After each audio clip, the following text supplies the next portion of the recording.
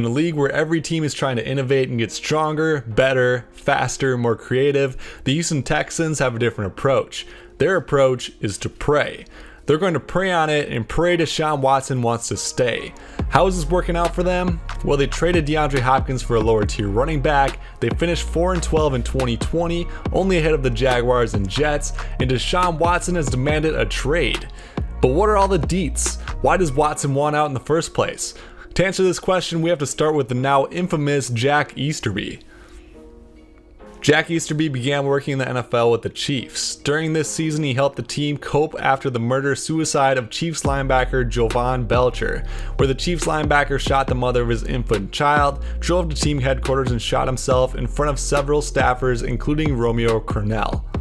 After the Chiefs, Easterby was the only man to be paid in the National Football League as a, quote, character coach in New England. His job description was very specific and included things such as, quote, help players as people. But he also helped the team with draft evaluations, oriented new players, and held religious services.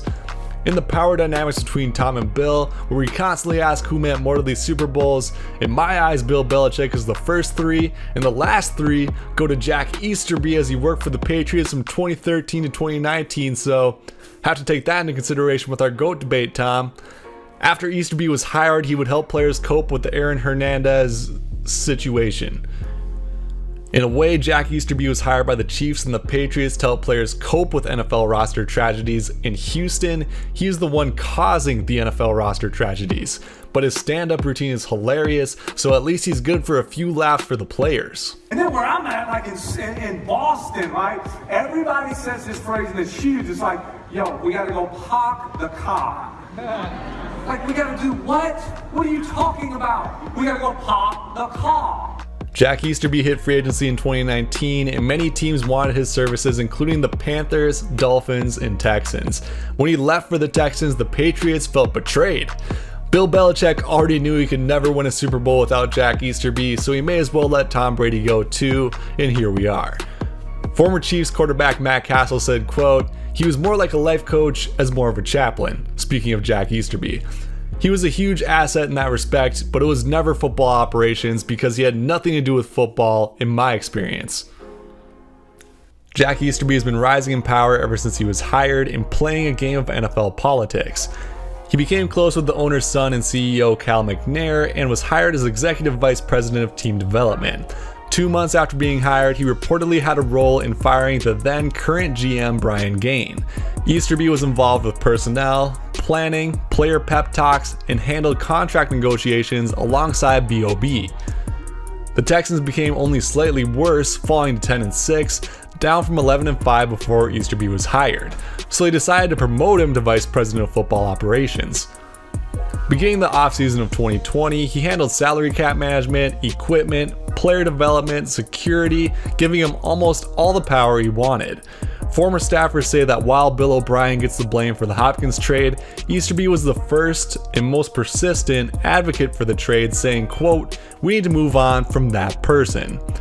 Easterby would tell other staffers that Hopkins and Watson did not get along. In actuality, most saw the two as close friends.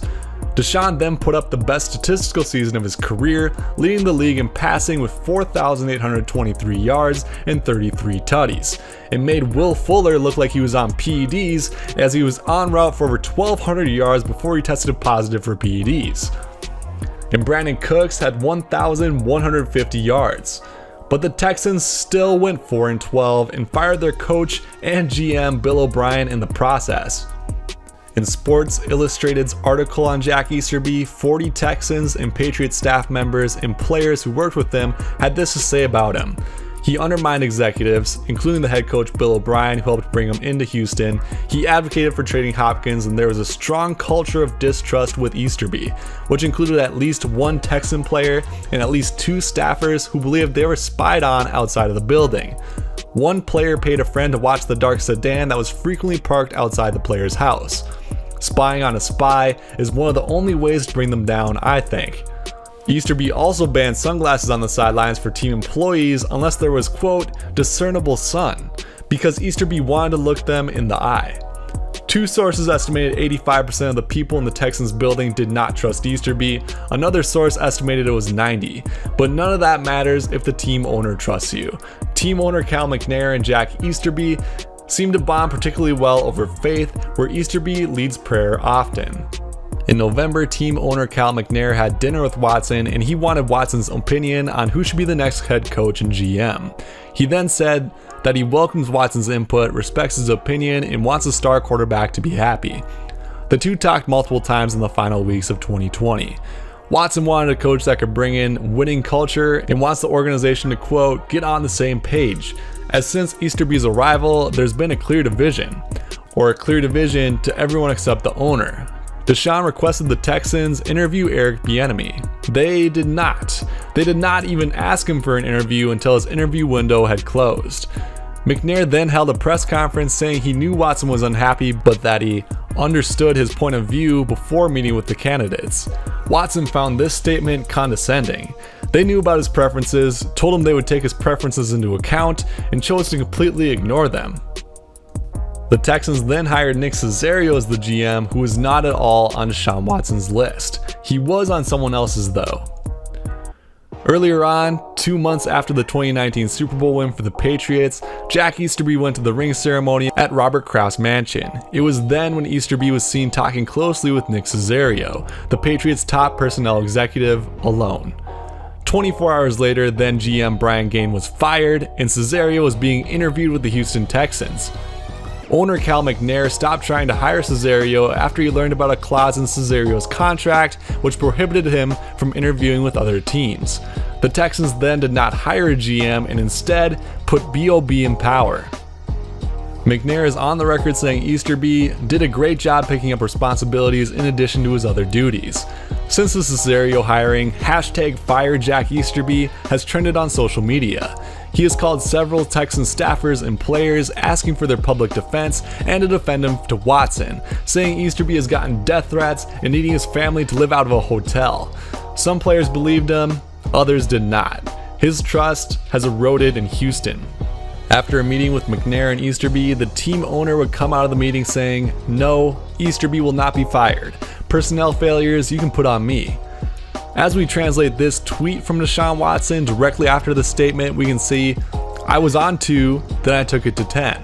This likely refers to the fact that trading away his close friend and top 2 or 3 wide receiver in the league, Hopkins, did not upset him too much, as Watson is a solid team player. But news that you offer to take my coaching recommendations, not calling them, and instead hiring the guy who the person tearing your team apart wants you to hire is pushing you to a 10 on the anger scale." As of right now, the Texans are reportedly taking no phone calls about the Deshaun Watson trade. 0.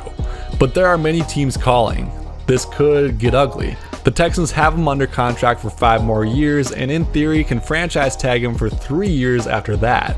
So in theory, the Texans could say, "Come back when you're ready, we'll fine you until you do." But good luck if they ever want to get a free agent again. Deshaun has his own power. The no trade clause in his contract allows him to veto any trade to any team he doesn't like. In another scenario, Deshaun could retire, and then the Texans would collect $21.6 million. It's just the way it goes when you give an unqualified chaplain power to hire your GM, head coach, and trade maybe the best wide receiver in the league. One year you sign a $156 million contract, the next, you publicly demand a trade. For more videos including who is the most likely to trade for Deshaun Watson, check out the videos on the screen and be sure to subscribe or I will continuously email you Jack Easterby's stand-up comedy. Down to the Midwest, right? Like you get into the like the Bobby's world, don't you know? Like you get into the don't you know, we're playing Minnesota.